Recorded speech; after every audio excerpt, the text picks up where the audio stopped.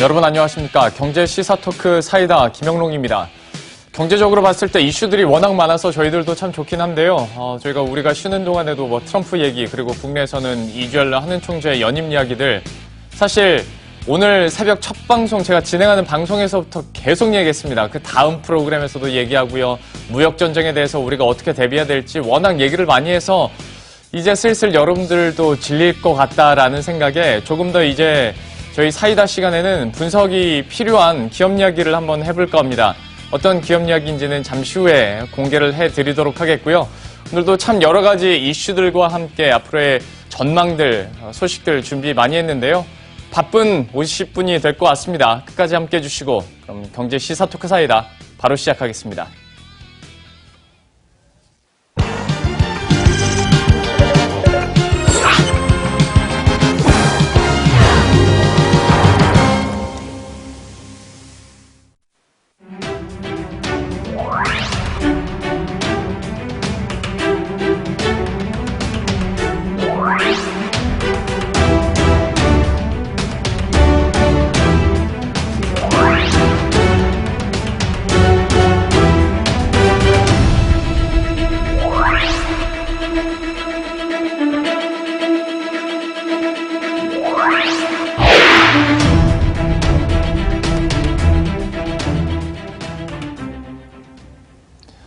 예, 보신 것처럼 한국콜마가 CJ 헬스케어를 인수한 것과 관련해서 이제 여러 가지 논평들이 나오고 있고 경제 전망들이 나오고 있습니다. 분석을 할 만큼의 시간이 지났기 때문에 이 부분에 대해서 저희가 이제 심층적으로 한번 이야기를 다뤄볼까 하는데요.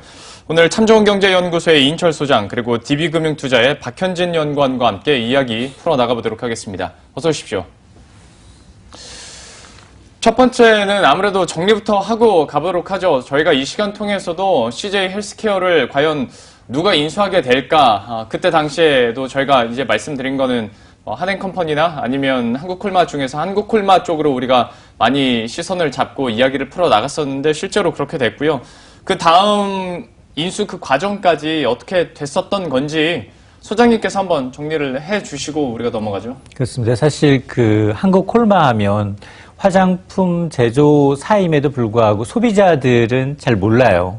왜냐하면 뭐 아모레 퍼시픽이나 LG 생활건강과 같이 자사 브랜드를 내놓은 상품이 없기 때문에 주로 이제 ODM이라는 이제 생산자, 주문자 이제 이 상표 부착 방식으로 제조자 개발 방식으로 이제 생산해서 판매하는 업체인데 기업 이 B2B 거래에선 굉장히 입지전적인 회사입니다. 그럼에도 불구하고 이제 약점이 뭐냐? 한국콜마의 대부분의 이제 주력 수입이 주로 이제 제약보다는 오히려 화장품 쪽에 너무 치우쳐져 있다라는 쪽에 이제 얘기가 있어 왔는데 사실은 1990년에 창업한 한국콜마의 경우에는 화장품 이 ODM 분야에서는 국내 압도적으로 1위 맞습니다. 그러나 지난해까지는 매년 두 자릿수 이상의 영업이익률, 신장세를 보여왔는데 지난해 들어서 다소 주춤했어요. 그러면서 이제 이 기회가 또 이 제약계 국내 10위권에 해당하는 이제 CJ 헬스케어가 이제 매물로 나눠오면서 이에 대한 이제 인수에 이제 가장 접근해 있는데 사실 인수는 사파전이었습니다. 사실 아시다시피 세계그룹이 이제 사모펀드 회사였습니다. 여기에는 굴지적인 사모펀드들이 다 이제 이 쟁쟁하게 도전장을 냈는데 특히 이제 이 세계 최대 사모펀드 불리는 자산만도 뭐 180조 원이 넘는 칼라일 그룹. 그리고 이제 CVC 캐피털 그리고 한행컴퍼니 이 세 개의 이 사모펀드 운영사였는데 사실 인수 금액만을 놓고 보면 제시한 인수가는 한국콜마가 그다지 높지 않습니다. 사실 한행컴퍼니의 경우에는 가장 높은 인수가격 1조 4천억 원대를 제시한 것으로 알려지고 있는데 그럼에도 불구하고 이제 CJ제일제당은 200만 주에 해당하는 이 주식 100%를 이제 매각하면서 일단 1조 3,100억 원의 인수가 이제 결정이 됐는데 사실 이 이면에는 CJ 헬스케어에 보면은 매각하는 입장에서는 돈을 많이 받는 게 당연히 좋겠죠. 그럼에도 불구하고 이 경영진의 이 고용 보장을 하는 이 한국콜마의 어떤 인수가 오히려 제한이 더 솔깃했던 것으로 보이는데요. 임직원들, 이로 인해서 이 CJ 헬스케어 임직원들의 마음을 사로잡은 게 아니냐라는 겁니다.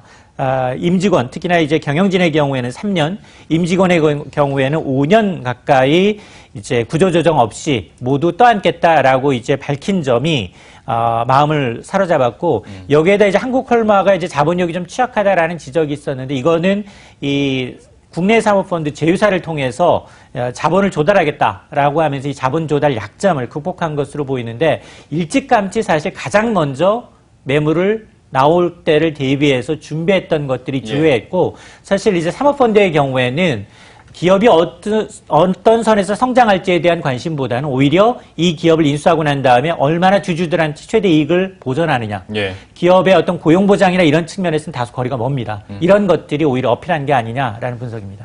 인수 금액 같은 경우에도 저희가 뭐 얘기를 해드렸던 딱 그 적당한 선에서 된 것 같고요. 아무래도 한국콜마 측에서 인수 의지랄지 아니면 또 한국콜마의 제약업종을 바라보는 어떤 뭐 시각이랄까요? 성향 때문에 또 이쪽으로 많이 치우쳐졌고 실제로 이제 인수에 성공을 하게 된 건데요. 그 전에 한국콜마의 제약 사업이 어느 정도로 영위가 되고 있었는지를 본다면 앞으로 또 얼마나 발전 가능성이 있는지도 우리가 한번 추산을 해볼 수 있을 것 같습니다. 그전 한국콜마 상황은 좀 어땠습니까?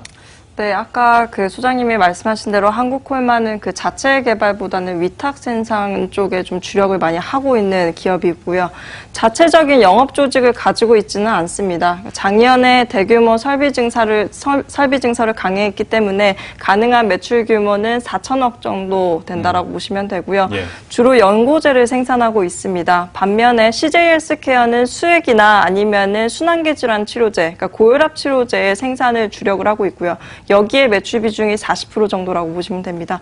다행히 양사 간의 주력 생산 품목이 이렇게 연결되지는 않거든요. 그래서 예. 양사의 생산 캐파를 합치면 대략 1조 원이 넘는 수준이기 때문에 국내 제약사 중에는 거의 탑5 이내로 들어갈 수 있을 거다라고 보시면 될 것 같습니다. 그러니까 사실 이전에도 한국콜마 입장에서는 제약사업 확장을 하고 싶어도 좀 환경이 여력이 좀 없었던 게 사실인데 이제 CJ 헬스케어를 인수하고 났으니까 판을 다시 짜야 되는 거 아니겠습니까? 좀 어떻게 기대가 됩니까? 뭐 일단은 지금 사실 인수 가격에 대한 부분과 계획만 정해져 있고요. 향후에 어떻게 하겠다라는 계획이 구체화되지 않았고 예. 그거를 시장과 소통하기 이전이기 때문에 예. 그 부분을 체크하고 말씀을 드려야 되는 게 맞는 것 같습니다. 아, 알겠습니다. 역시 소속되신 분한테 이렇게 여쭤보면 좀 조심스러울 수 있거든요. 왜냐하면 팩트 체크가 돼야 되기 때문에. 그래서 이럴 때는 전 소장님께 다시 한번 여쭤봅니다. 어느 쪽으로 가볼 수 있을까요? 사실은 그 헬스케어 업종, 특히나 이제 바이오와 제약 바이오의 경우에는 최근 들어서는 화장품과 굉장히 연관 사람이 많습니다. 예. 고성능 화장품계 이런 것들이 이제 바이오메드와 이제 연결이 돼서 그런데 사실 업력만을 놓고 보면 이 CJ 제일제당이 100% 지분을 갖고 있었던 CJ 헬스케어의 경우에는 무려 1984년입니다. 당시에 이제 제일제당이 이제 유풍제약을 인수했고요. 또 이후에 또 인수를 합니다. 한일약품을 인수를 하면서 이 제약업종에 대해서는 업계 10위권 냅니다. 그리고 이제 물론 우리는 잘 알려진 헛개수라든가 이런 이 음료로 잘 알려져 있지만 앞서 이제 연구원님이 지적해 주셨던 것처럼 제약업종 특히나 이제 수액이며 그리고 이제 자체 개발한 신약들도 임상실험 단계에 거친 것들이 꽤 있습니다. 그러다 보니까 이런 이 경쟁에서 CJ가 그러면은 사실 알짜 영업이익률이 15% 남짓 나오는 알짜 회사를 왜 팔겠느냐 뭐 이런 역으로 질문할 수도 있겠는데 네. 사실 이건 이재현 회장이 이제 4년 만에 주의봉을 잡으면서 이제 CJ 입장에서는 현금이 필요합니다. 왜냐하면 네. 해외에 본격적으로 지금 식품이며 그리고 엔터테인먼트 그리고 물류 사업에 대해서 굉장히 공격적인 경영을 하고 있습니다. 예. 그러다 보니까 뭐 해외 뭐 베트남이나 러시아에선 식품업체를 직접적으로 인수한다든가 그러다 보니까 100% 지분을 갖고 있는 CJ 제일제당 입장에서는 현금이 많이 필요했던 부분이 있었고요. 예. 그러다 보니까 알짜 사업이긴 합니다만 이 콜마한테 넘기는 거고 콜마의 경우에는 70-80%가 계속해서 그동안은 이런 화장품 업계에서 이제 매출이 나왔고 그동안 이제 인수합병한 게 그렇다 할 만한 게 없다라는 겁니다. 네. 그러다 보니까 가장 관심을 갖고 있었던 게 CJ 헬스케어였고 인수를 그 이전부터 이 회장 입집에서부터 시작해서 이 아들까지 장남까지 이 부분을 유력하게 보고 있었다는 겁니다. 그러니까 회장의 어떤 인수 의지가 굉장히 강하게 나타나다 보니까 앞으로 뭐 국내에서 매출 1조 원, 둘이 합치게 되면 매출 1조 원대 제약업체지만 아마도 2020년, 향후 5년 후에 가서는 아직까지는 겹치는 사업 부분이 없기 때문에 제약업체에 대해서 글로벌 업체로 발돋움하겠다라는 이제 계획만을 내세워놓고 있지 예. 큰 그림은 사실은 아직은 제시가 되지 않고 예. 워낙에 지금 시장에서 우려되는 부분이 자기 자본이 있어? 사실 지난해말 갖고 있는 이 재무제표를, 연결 재무제표를 보게 되면 예. 현금성 자산이 1,000억 원이 채 안 됩니다.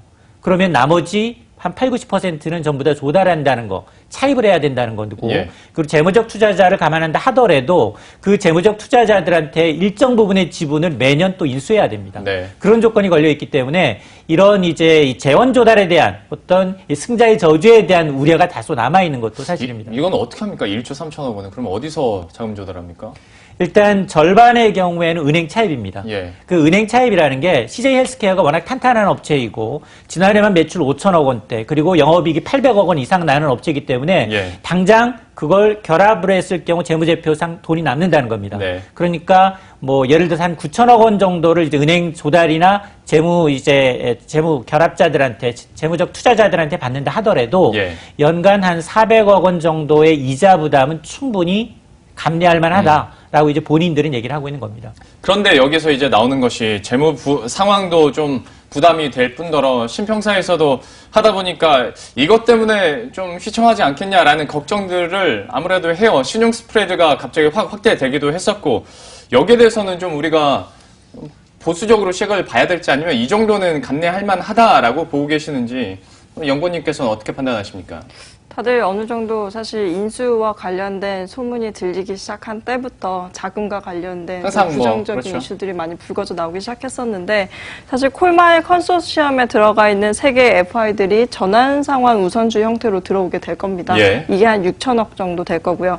기타 또 다른 FI들에게서 3,500억 원 정도 조달을 받게 될 텐데 이것마저도 BW나 CB를 발행하는 형태가 될 겁니다. 과거에 그 휠라코리아가 아큐스네트를 인수했을 당시에 좀 사례를 좀 들어보면요. 예. 사실 지금과 콜마와 그 상황과 지금 휠라코리아의 상황이 굉장히 닮아 있거든요. 그때 당시에 휠라코리아가 FI들에게 지불했던 이자율이 연간 7.5%였습니다. 네. 사실 콜마에서는 그 정도 수준은 아닐 거라고 얘기하고 있거든요. 근데 제가 봤을 땐 적어도 5에서 한 7% 사이가 될 것 같고요. 그렇게 되면은 거의 1조의 5에서 7% 사이입니다. 이자율, CJ 헬스케어가 벌어들이는 순이익이 대부분 이자 비용으로 빠져나갈 수도 있다는 거죠. 예. 향후 3년간은. 예. 그래서 전체적으로 사실 저와 관련한 애널리스트들은 사실 지속적으로 향후 3년간은 캐시가 계속 나가야 되는 상황이기 때문에 M&A에 대한 이익 증가 효과는 거의 없을 수도 있다라고 보고 있는 거고요. 예. 그 부분에 대해서 향후에 좀 타겟 주가를 좀 어떻게 보는지가 좀 갈리고 있는 것 같습니다. 이쪽 부분에 특히 재무 상황에 대해서는 약간은 보수적인 얘기들이 나오고 당연히 있고 DB금융 측에서도 그리고 연구원님도 이제 같은 비슷한 맥락에서 얘기를 해주셨는데 한국콜마 입장도 들어보긴 해야 되잖아요. 현재 상황이 어떻습니까? 그렇습니다. 여기저기서 이제 지적하고 있는 부분이 이제 과도한 이제 차입 비용에 대한 우려, 예. 자기 자본의 거의 한 4~3배 이상의 이제 이 빚을 내서 인수하는 것이기 때문에 그런데 특히 이제 이 차입금 부채 규모를 보게 되면 한국콜마의 경우에는 현재 빚주의 비율이 한 100% 남짓입니다. 예. 근데 이런 것들 한 9천억 원 상당을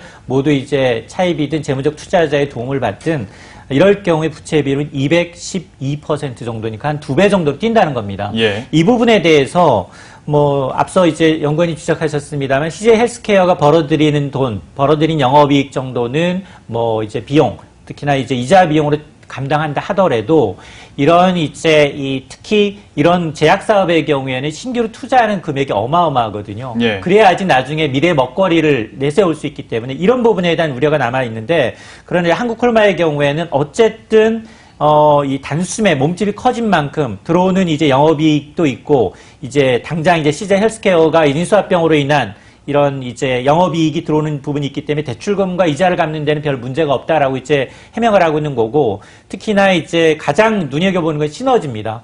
자사의 제품과 이제 그동안에 좀 빈약했던 부분에 대한 걸 더 갖고 오는 거기 때문에 가장 필요했던 게 신약 개발 능력이었는데 이걸 예. 갖추게 되면 오히려 매출이 드러나는 게 아니라 시너지를 냈지 않겠느냐. 그리고 이제 국내에서 경쟁하고 있는 한 5대 그룹, 5대 제약사로 이제 도약할 수 있기 때문에 충분히 규모의 경제를 나갈 수 있다라고 이제 콜마 측은 얘기를 하고 있는 겁니다. 예. 소장님께서 설명해 주시는 중간에 제가 막간을 이용해서 그 DB금융에서 나왔었던 한국콜마에 대한 리포트를 잠깐 봤는데요. 연구님이 마침 쓰셨더라고요. 네, 맞습니다. 장기적인 시너지, 단기적으로는 이자 비용 부담에 대해서는 사실 너무 뻔한 이야기이기 때문에 방송 직접 나오셨으니까 그러면 우리 개인 투자자들이 봤을 때 한국콜마에 대해서는 좀 어떻게 봐야 될지 말미에 이제 목표 주가 상향폭도 좀 제한적일 것이다라고 얘기를 했는데 좀 현재 구간에서는 그러면 한국콜마에 대한 투자 의견은 어떻게 갖고 가십니까? 사실 저도 고민을 많이 해봐야 되겠지만은 일단 아까 말씀드린 대로 모든 비용이 이자 비용이 대부분이 그러니까 CJ 헬스케어의 순이익에서 다 빠져나가게 될 가능성. 사실 이 부분이 좀 이자율이 어떻게 될지 확정되지 않았기 때문에 그 부분을 좀 체크해봐야 될 필요가 있긴 합니다. 사실 공시 이후에 주가 변동성이 매우 컸어요. 지금 장 초반에 상한가까지 갔긴 했지만 바로 상승폭을 줄였고 공시 전 주가보다 지금은 오히려 내려와 있는 상태입니다. 그러니까 이자 비용 부담이 사라질 것으로 보여지는 5년 후에는 CJ 헬스케어와 콜마 간의 시너지를 기대해 볼 수 있을 것이라고 저는 기대를 하지만 예상을 하지만 아직 시너지에 대한 부분이 구체적으로 얘기될 수 있는 상황은 아닌 것 같거든요. 아까 소장님이 말씀하셨지만은 기타 여러 가지 신약 가치에 대한 뭐 인증을 받고 허가를 받은 것들이 있다라고 말씀하셨지만은 아직까지는 첩첩산중입니다. 넘어가야 할 산이 너무 많고요. 그거에 대해서 비용 들어가야 될 것도 너무나도 많고요. 그래서 그 부분에 대해서 저희도 계속 고민을 해야 되기 때문에 아무래도 이제 개인분들은 어떨지 모르겠지만은 외국인 투자자나 기관분들은 적어도 좀 향후 3년에서 5년 정도의 그 비용 출혈에 대한 부분을 조금 더 심각하게 고민을 하시는 것 같습니다. 꽤 그래도 긴 기간이 나오게 될 것 같습니다. 3년에서 최대 5년까지는 아무래도 좀 이자 비용이나 재무 부담이 나타날 수밖에 없는 상황이기 때문에 그 이후에 시너지를 기대한다라고 얘기를 해주셨고요. 저희들도 투자 의견에 있어서 한번 참고를 해보도록 하겠습니다. 이번 한국콜마의 인수와 관련된 전반적인 이야기들을 해봤고요. 비슷한 내용이면서도 좀 다른 결에서 또 한국콜마 접근을 해보도록 할 텐데요. 먼저 화면 통해서 어떤 것일지 함께 확인하고 다시 돌아오겠습니다. 각별한 제약사랑이라고 저희가 해봤습니다. 그러니까 이전에 저도 잠깐 언지를 들은 것이 한국콜마 측에서의 어떤 스탠스 성향에 대해서도 잠깐 언급을 해드렸었는데 아무래도 이제 한국콜마 하면 그래도 화장품 업체로 우선은 분류가 되지만 제약업종에서도 이제 관심을 어느 정도 갖고 있었기 때문에 이 부분에 대해서 한국콜마가 좀 어떤 스탠스와 성향이었는지 소장님께서 한번 소개를 해주시죠. 그렇습니다. 사실 그 윤동환 회장의 경우에는 이 첫 직장이 바로 물론 이 여러 가지 뭐 농업중앙회 이런 금융권도 있었지만 사실은 대웅제약에 입사했어요. 1974년에 대웅제약에 입사해서 16년간 뭐 제약업계 몸을 담았습니다. 그러다 보니까 이 제약에 대한 아래탄 향수가 있는 거예요. 물론 뭐 제약업체를 통해서 그동안 이 자동차, 특히나 이제 화장품 이 부분에 대한 대한민국의 어떤 B2B 사업 모델을 확고하겠다라는 데 대한 어떤 성공적인 자부심이 있었지만 그러면서 사실 우리가 알고 있는 뭐 아모레 퍼식이며 LG 생활건강이며 미샤며 더 페이스샵 사실은 ODM이기 때문에 이 생산 제조 기술이 굉장히 뛰어나다는 거거든요. 유수의 제품 업체를 다 이제 OEM을 받아서 할 수 있다라는 거 하니까. 그러니까 이제 이전까지만 하더라도 국내 화장품 제조업체들이 모두 이 제조 판매 직접 챙기는 것에서부터 생산은 우리가 할 테니까 주문만 달라. 그만큼 이제 기술력이 답보가 됐던 겁니다. 이 부분에 대해서 국내 화장품 점유율 50% 이상을 점유하다 보니까 굉장히 기술력은 인정을 받았고 대신에 하나의 핸디캡이 뭐냐?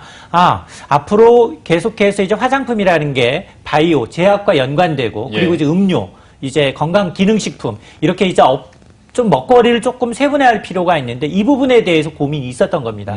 그러다 보니까 윤 회장이 직접 이제 몇 년 전부터 이제 제약업체가 나오면 인수하려고 이제 지금 시기를 노렸었던 거고 그 딱 적절한 타이밍에 또 CJ가 이전 회장이 또 사업 구조를 재편하면서 이 헬스케어를 내놓다 보니까 정확하게 맞아떨어졌는데 특히 이제 한국콜마 이 윤 회장이 1947년생이에요. 그러니까 올해 나이로 만 뭐 71세입니다. 예. 그럼에도 불구하고 이제 자기 등치보다도 몇 배나 더 큰, 그 자기 자본보다도 거의 4배나 더 큰 회사를 인수합병했다라는 건 정말 이거에 온 심혈을 기울이고 있다는 거거든요. 예. 특히나 물론 이제 장남인 이제 윤 회장의 아들이 지금 윤상현 대표. 그렇습니다. 대표가 이제 맡고 있고 이 제약 부분을 굉장히 공을 들이고 있는 것으로 알려져서 앞으로 물론 일부의 우려에도 불구하고 부정적이기보다는 오히려 긍정적인 시너지를 날 가능성도 굉장히 높은 것으로 보입니다. 윤동환 회장이 이제 71세고 그런데 이제 CJ 헬스케어라는 그러니까 약간 다른 업권에 완전한 새로운 도전을 하다 보니까 당연히 시선이 아들인 윤상현 대표한테 갈 수밖에 없어요. 하다 보면 윤상현 대표가 어떤 사람인지도 성향을 좀 알아야 될 것 같은데 사실 저희들한테는 정보가 없어서 네. 연구원님께서 좀 설명을 해주시겠어요? 저도 이제 알아가고 있는 중이라서요. 예. 조금 말씀을 드리면 네. 윤상현 대표가 선임된 이후에 그 CJ 헬스케어가 두 번째 M&A입니다. 예. 아시겠지만은 2016년도에 미국 화장품 제조사인 PTP 그리고 캐나다의 화장품 OEM사인 CSR을 인수한 바 있습니다. 보통의 화장품 OEM 혹은 ODM사들은 대규모 설비 투자를 필요로 하기 때문에 예.